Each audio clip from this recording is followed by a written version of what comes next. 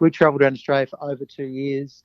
But in that value of him standing for that, he was more inclined to stand for an intuition and some sort of burgeoning wisdom inside of him than he was for the idea that he had everything. He didn't want to live in society in the way that he was supposed to. He suddenly felt like as if he could do better. Mm. And he explored the country for the next couple of years.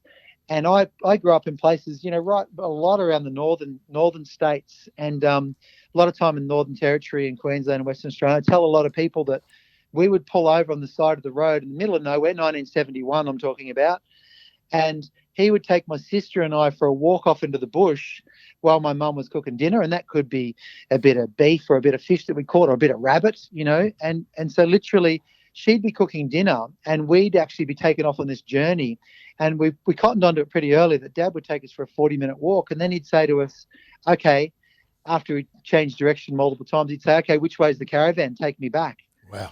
And so we learnt how to always know where home was, and home was wherever the heart was, wherever the family was. So those values of always explore outside the accepted paradigms, always know where home is, and home is wherever the family is, wherever the heart is. Those three things are really, really powerful. Plus you throw in a bit of adventure. You throw in learning how to swim. I learned how to swim in the Daly River. Wow. And anyone who knows about the Daly River, Mm. in 1971, when crocodiles were still being shot for skins, we swam up. We swam there all the time, and we used to swim back down to the river crossing where we camped from these big sandbanks that we'd run into.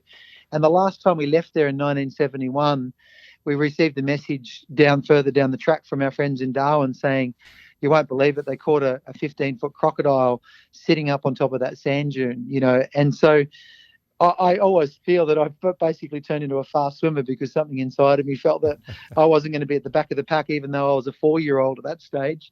I found my way through the pack, so I wasn't at the back. So, I learnt crazy, amazing things, and we ended up settling on the Gold Coast because it was the city or the town that most reflected where my dad wanted to raise us.